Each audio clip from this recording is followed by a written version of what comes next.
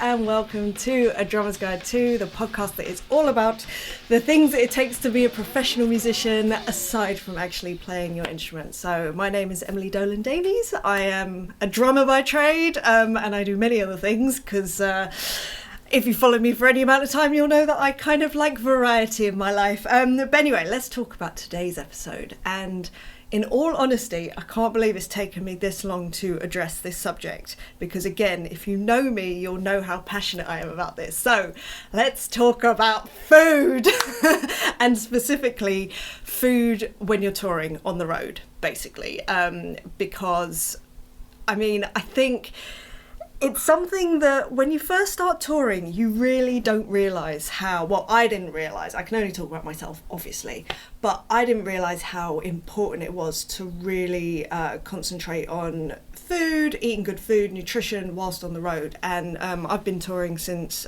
2008, and I've been through a journey when it comes to food. Yeah, like anyone that knows, I adore food, I love cooking, and whenever I go on the road, it's one of the things that I miss the most because I feel like when everything else is chaotic, cooking will bring me back and center me. It's a great joy in my life. I especially love cooking for other people. I love bringing joy to other people through food. It's one of my favourite things in the world. But yeah, it's one of the things that I miss the most when I'm on the road. So anyway, I realised this when I started touring back in 2008 with the hours. And back then, it wasn't even a consideration. You know, I was so busy just concentrating on doing a good job as a drummer. That was my main focus, as it should have been, you know, absolutely.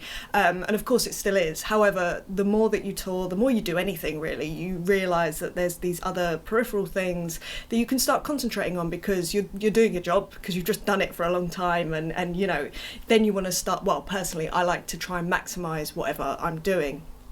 And as it turns out, food, massive part of that, like eating well on the road, huge part of doing a good job, you know, of just playing a good show every night and being in a good headspace and all that sort of stuff really, for me, ties into food. It also ties into other things, which I may touch on, but probably not. But yeah, that's kind of my main crux, and I enjoy centering my day around food, which I know loads of musicians are exactly the same. You know, you get to a venue and the first thing anyone wants to know is, where do I go for breakfast?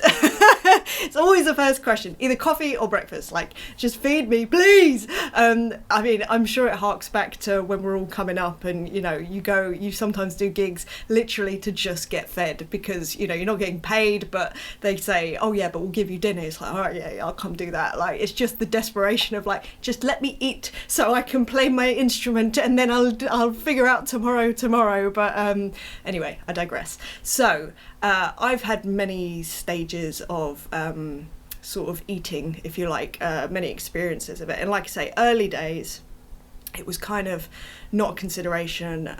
When I was with the hours, that was a very fortunate situation because it was a very cushy gig in a lot of respects. So I didn't really need to think about that. The other guys on the road were very seasoned, and they also really enjoyed food. So that was kind of taken care of. But the first kind of tour that I remember getting it wrong 100% was in 2011. Yes, 2011. I always get this year wrong. I don't know why. 2011, I was touring with Tricky, and that was we did tours around South America. We did tours around Europe. Did some UK stuff. Did a gig in Outer Mongolia. Yeah, did some Asia stuff. And that tour, or those tours, I should say, it was a year's worth of touring. I definitely did not prioritise food on those tours, and I know this because I look back at pictures and I look so skinny, not in a good way, like in a kind of, not malnourished, that's a step too far, but I definitely wasn't eating enough. I wasn't eating right. I have vague memory, I mean, my memory's horrendous, but I do have vague memories of what I was eating, and it was not good. Like, there was a lot of deep fried stuff, like, I don't know how I was functioning, to be honest, and after every show, I would be exhausted. I mean, there were other factors that led into me being exhausted as well. The nature of the gig was very intense. It was very emotional. I loved it in so many ways, but it was hard. It was a tough gig, and a tough year of touring. But anyway, so yes, that year, 2011, definitely did not get it right. Definitely did not get it right. So yeah, I'm going a bit Goldilocks here, by the way. So on the Tricky Tour, 2011, definitely ate too little. Not good. And then let's talk about 2017, I think, I was out with Howard Jones. Now on this tour, I went way the other way. I was eating too much. That tour, or those tours that year, were mainly catered. And there was just beautiful food always on show. And I was in a headspace of like, again, it's this kind of back in the day, like coming up as a musician, you'd be given beautiful food and it's just like, and treats, nice treats. And you'd look at it and you'd just go, oh my goodness, this is amazing. I need to eat as much as I can because we don't know what catering will be like tomorrow. It might not be good, so I might not eat much tomorrow, so I should eat a lot now. All this kind of like rationalization in my brain. Very, very bad. You know, we're all very good at rationalizing the choices that we make in life, I think. We'll always find a way to make it rational. And I definitely learned on that tour that I was very good at rationalizing donuts and cakes and fun things like that. So that was, I mean, you know, it wasn't to excess, but it kind of was for me, and I was going on stage and I was feeling sluggish and just generally quite tired, and it wasn't great. I sort of would go on stage not necessarily feeling great in myself, which isn't great when you're about to, you know, do a hour and a half, 2 hour performance. Like, you want to feel, come on, let's go. And I wasn't feeling like that. Also, after the gigs, we would also get post-gig pizza, which, like, there's definitely a thing, I've sort of read about it a lot, where you can have like decision fatigue, and at the end of a day, say, your willpower is massively lower than the beginning of the day because you're tired. Now, when you've had a full day of, like, you know, doing whatever you're doing a sound check, you know, hanging out, and then doing a gig, you're knackered. So when someone goes, here, lovely pizza, everything in me just goes, yes. I want that in my body right now, even if I'm not hungry, which is ridiculous, but that's how, you know, I'm wired. That's how I know a lot of people are wired. So it is what it is, as they say.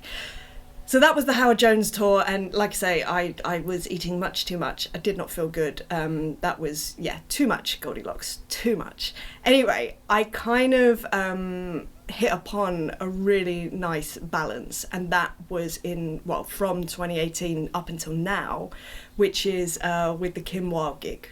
And it's because of the nature of that gig, there's many different ways that we tour, which means that I've kind of created a whole bunch of different ways to eat well, which means nutritionally eating well, but also not denying the kind of the nice bits, the treats or whatever, because at the end of the day, treats are awesome and they're great for morale, as a very wise man told me, and I continue to tell myself, you know, sometimes you do need a bit of morale. So, but then I account for that in how I sort of deal with my day-to-day touring, if you like. So anyway, I'm going to go through the sort of different types of touring that there are, and the food stuffs available, and how I sort of deal with that, because there's many different factors, and I'm kind of putting them into 3 buckets, if you like, although, you know, every tour is slightly different.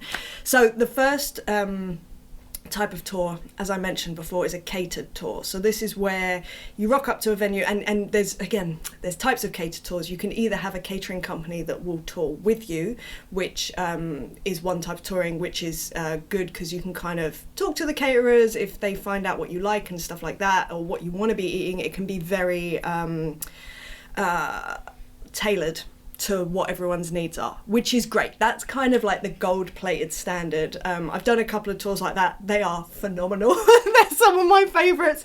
I basically just go in, hi, I like jerk chicken. Can we have jerk chicken today? And again, that's me going, oh, I just want, you know, the lovely stuff. But anyway, I've done a couple of tours like that. They've been great. But the more types of tours that I've done are the ones where you go into a venue and the venue puts on the catering. So you literally are going in blind. And as I mentioned before, what that means is it can be anything that's being on offer. And sometimes it can be like, if you're touring Europe, for instance, they are great at kind of having a lot of variety of stuff, you know, beautiful salads, you know, nice meats or veg, or, you know, like on the whole, beautiful, like really, really nice. However, there's another end to that, scale, another extreme, which is sometimes I've been to gigs, there's one in particular I'm thinking of, I will not say the venue, I will not say the artist. We got there and catering was chicken nuggets and chips. That was it. For like, how many of us were there? There must have been about 40 of us on the road. And a lot of the people on the road were vegan. So that wasn't ideal. It was awful. And it was just like, we were in the middle of nowhere. It was just like, oh, this is what we've got. Like, what are we going to do? Don't get me wrong, I don't mind chicken nuggets and chips occasionally. However, when that's the only thing on offer for the whole day and you've got to do a gig, not ideal. Not ideal. Oh, apparently I'm getting an Amazon package today. That's nice.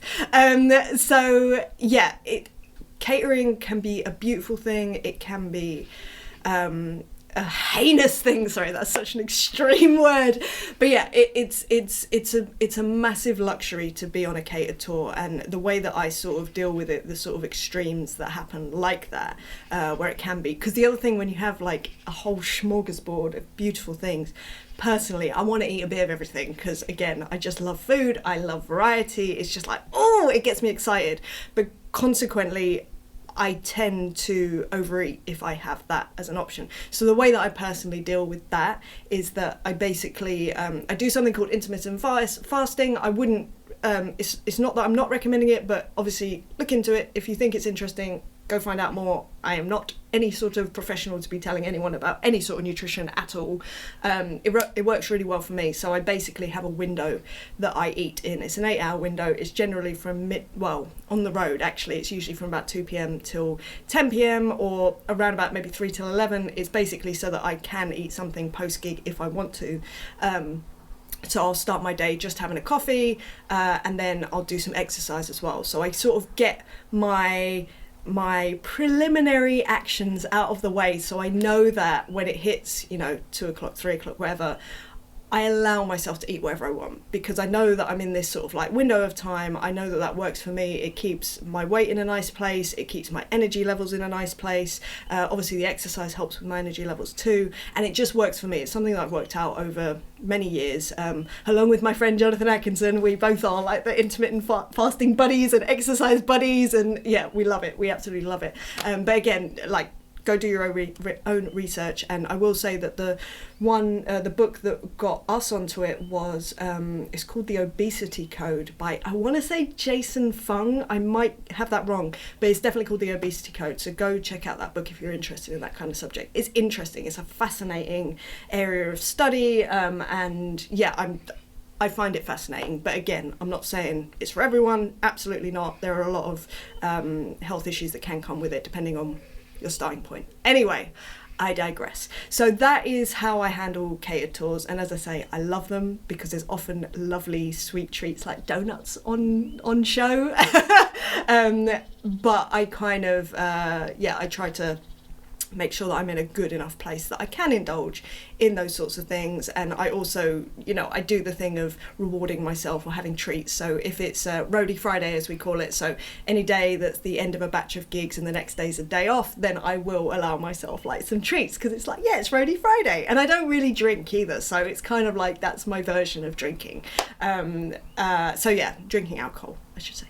I think that's a given. Anyway, so that is catered touring. Again, so much fun. Love catered touring. It's so fun.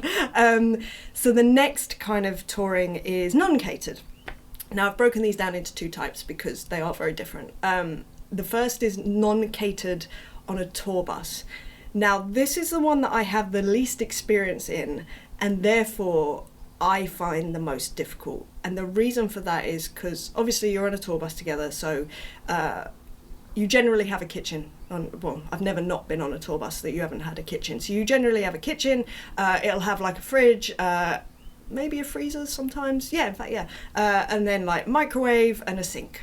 That's kind of the basics, and you know, you may have other stuff depending on the bus or whatever, and the country as well, because they do vary country to country. But anyway, so that's kind of what you've got to work with, but then you've got the extra element of the fact that you're with another 11 people on a bus, or another 15 people on a bus, depending, or less, obviously. But what that means is, obviously it's a communal space, it's a communal kitchen, it's not conducive to kind of making food unless everyone's off the bus. You also don't want to ever make anything that smells, because you don't want to stink up the bus. Don't be microwaving any fish or something silly like that. The other sort of factor with that is you're arriving in a place that you don't know where you're going to be. You could be, like this gig where we had chicken nuggets and chips, you could be in the middle of nowhere and it's just like, oh, what do I do?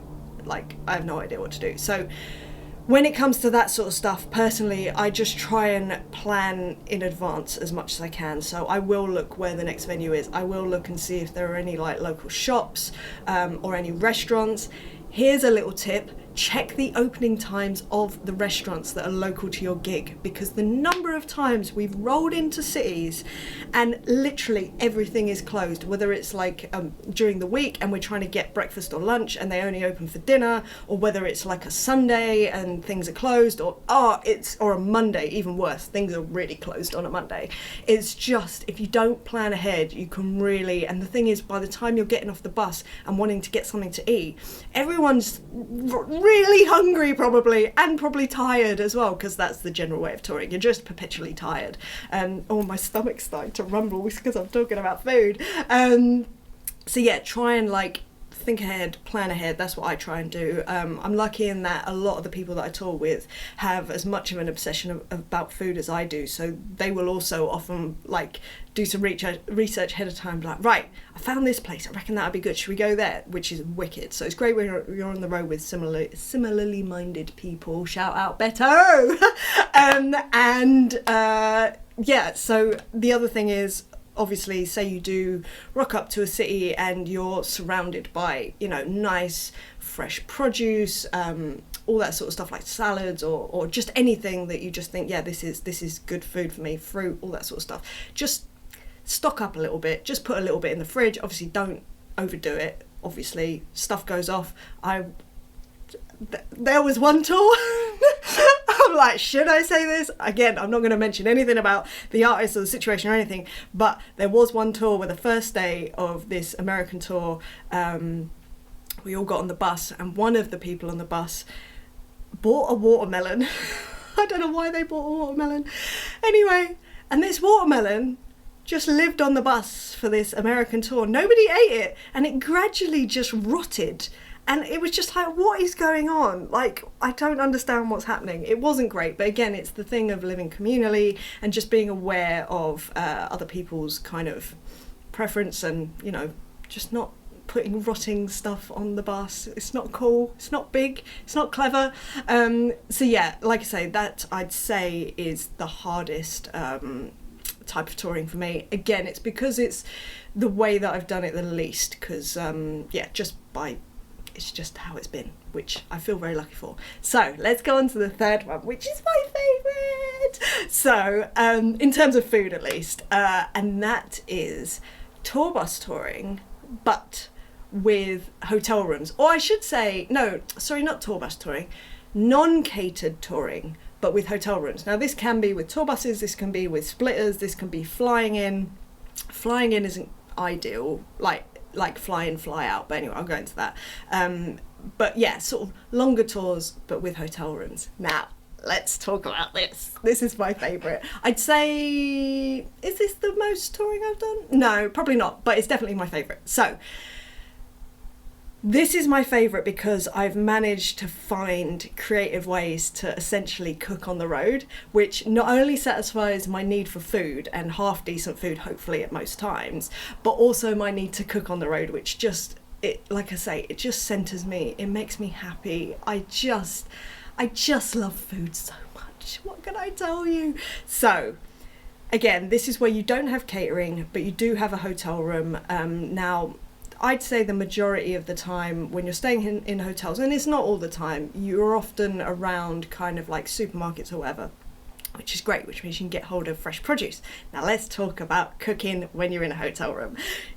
So there's three ways that I've found that are really good for cooking. Well, good, maybe not good, but these are my top three, and let's start with number three. So the first one is when you're just doing a one-off show, and you want to take a small bag, so it's no big thing, and that is going and just using the kettle that's in the room. And again, this is mainly sort of UK, European touring.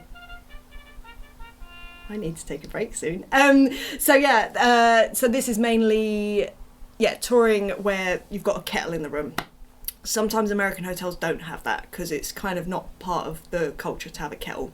That might seem strange to people from the UK and Europe, but it's just the way it is. But let's assume that you have a kettle. Kettles are wonderful. So first of all, you can do basic things like essentially a pot noodle or a soba noodle, the noodle cup type things. They're brilliant, but the way that I do them is I will get hold of a bunch of fresh veg.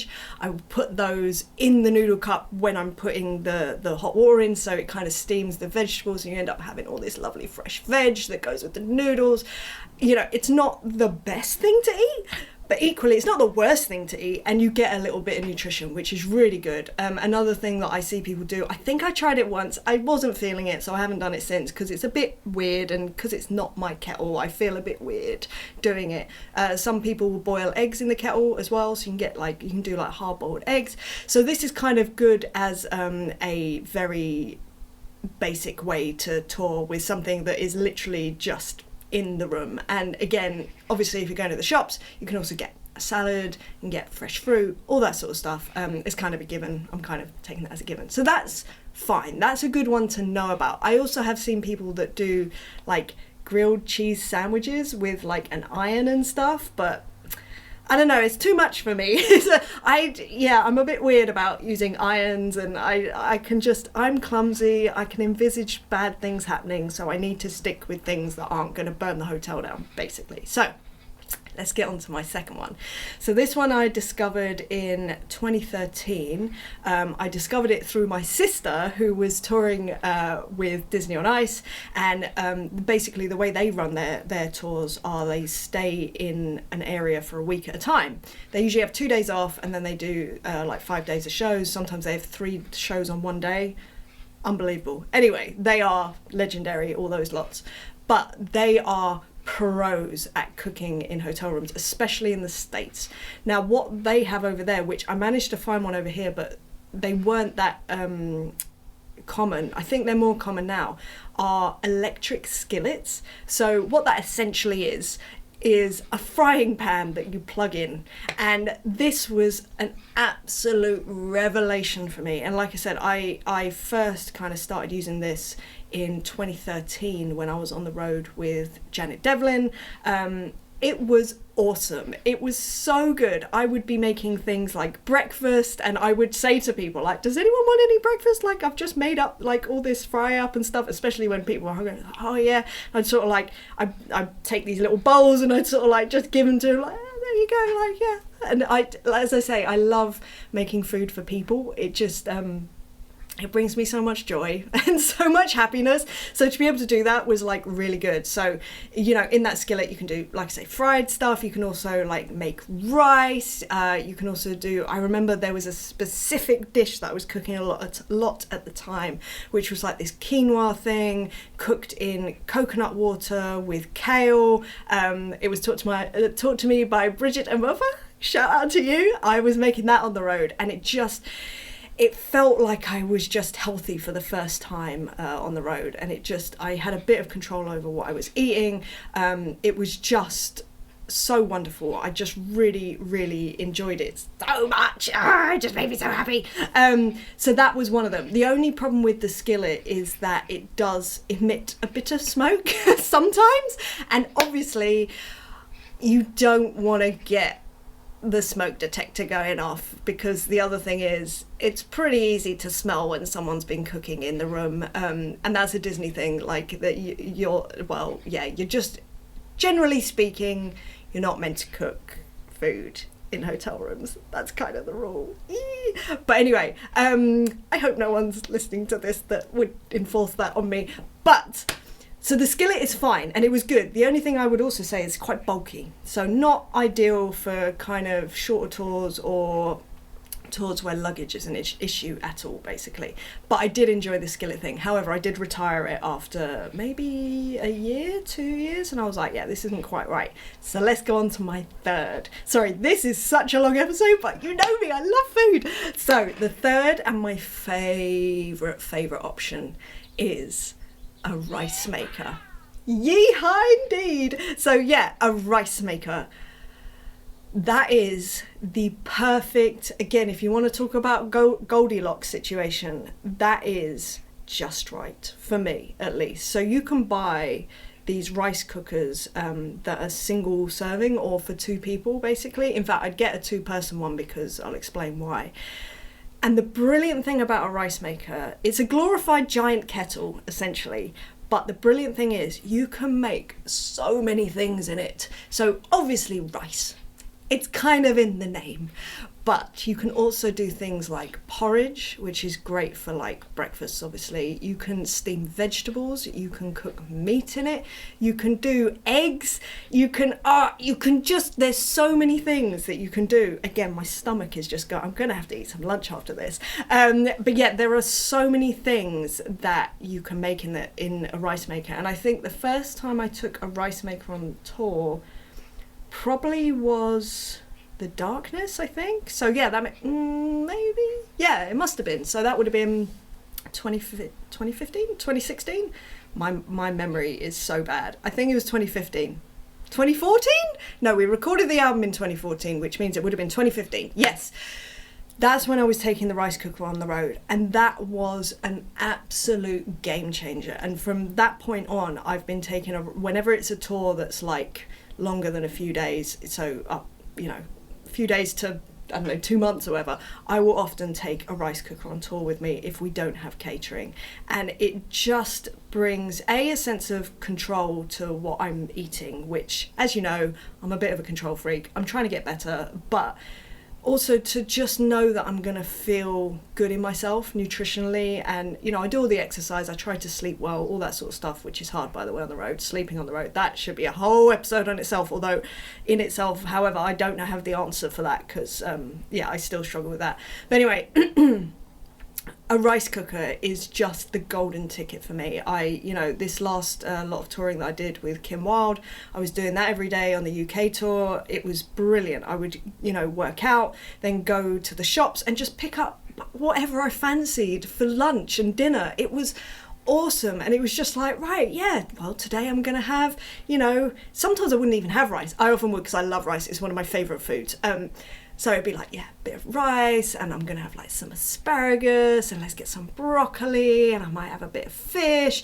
And it was just, I could have something slightly different every day. And as long as there was somewhere that sold some sort of fresh produce, I was golden. Oh, the other thing, I will always take a little bag of different spices, like my favourite kind of spices and stuff like that. Salt, pepper, garlic, paprika, maybe some, I don't know, oregano. It just depends, like what I'm feeling at the time.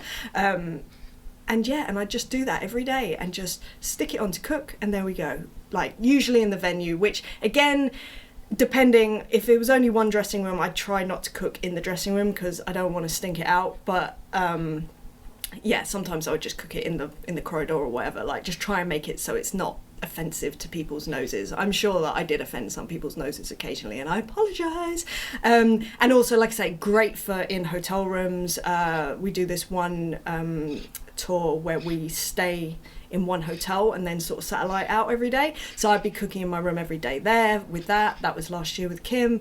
Now, what I will say with that is that, again, similar to the skillet situation, although it is essentially a giant kettle, so it's just steam, it still sometimes does set off smoke detectors. So if you are doing that, then put it by a window. If your window's open in your hotel, hopefully they do. If they don't, this is going to sound gross, but it works. Cook in the bathroom. It sounds gross, I know, it works. Also, putting a sock over the smoke detector helps. I will say the number of socks that I've accidentally left on smoke detectors in hotel rooms is slightly embarrassing, but what can I say? At least I'm not smoking. I'm not smoking. I'm just cooking some food. I'm just making some rice. It's just like boiling a kettle. This is how, again, I rationalize it to myself, because we all rationalize stuff to make things happy. So make us happy, rather. Yes, that's what I'm trying to say. Anyway, so that's kind of how I deal with food on the road. And yeah, sorry, this has been a bit of a rambling episode, but it is possible to kind of get good, nutritious food if you just sort of do a bit of forward planning, and I actually find it really fun. I find it a really creative endeavor, like planning for the next tour, like, oh, how am I going to eat? Right, where are we going? Let's look at the kind of shops that are going to be around the venues or the hotels, and let's plan for that. Like, I really enjoy it. And again, it brings a bit of variety to each of my days, rather than, you know, eating the same things over and over again, because it's so easy to get stuck in that kind of cycle of just eating sandwiches from, you know, service stations or whatever. And it's just, it doesn't make you feel good. It doesn't make you feel inspired, not only nutritionally, but just in yourself. Like, if you love food, if you don't and you just want to eat to fuel yourself, that's slightly different. Then I'd suggest doing things like Huel, and, you know, like meal replacement stuff is quite good for like protein and for nutrition. It kind of works. It kind of works. It doesn't work for me. I find it incredibly bland and boring. It doesn't bring joy to my life. So I'd rather just pack this little rice cooker and just go, right, what am I going to cook today? I love it, even thinking about it. Right, I think I'm going to have to go and eat some lunch. But I hope that you are having a nice day. I hope that this has inspired you in some way to kind of like eat well on your next tour, or next run of shows. Again, things like the rice cooker you can take even for single shows. This is the other thing. I've also got a heated lunchbox, which is a new thing that I've got, which is great for rehearsals. But anyway, I'll talk about that another time maybe. But I'm still working that one out. That's quite a new bit of kit to me, but it's really exciting. Anyway, sorry, I'm going to go down another tangent, which I did not plan to go down, so I won't. But I hope that this has helped you in some way in thinking about food on the road, and just generally to kind of keep you at your best, so you're playing the best gigs that you can. And yeah, I hope you're having a lovely day. And if you did enjoy this episode, please feel free to like, share and subscribe. Also, if you want to go the extra mile and support what I'm putting out there, then you now can on Patreon. So if you go to patreon.com/EmilyDrums, you can become a Patreon. You can get early access to episodes. You can join me on Zoom hangs. We can chat about anything you want, basically, including food. And if you want to hear more about this heated lunchbox thing, I'd love to tell you about it. But yeah, like I say, if you want to do all the extra stuff, you can now do that. Anyway, I hope you're having a great day and enjoying whatever you're up to right now. And I hope you join me again next time for another episode. All right, lots of love. See you later. Bye. Eat well. Bye-bye.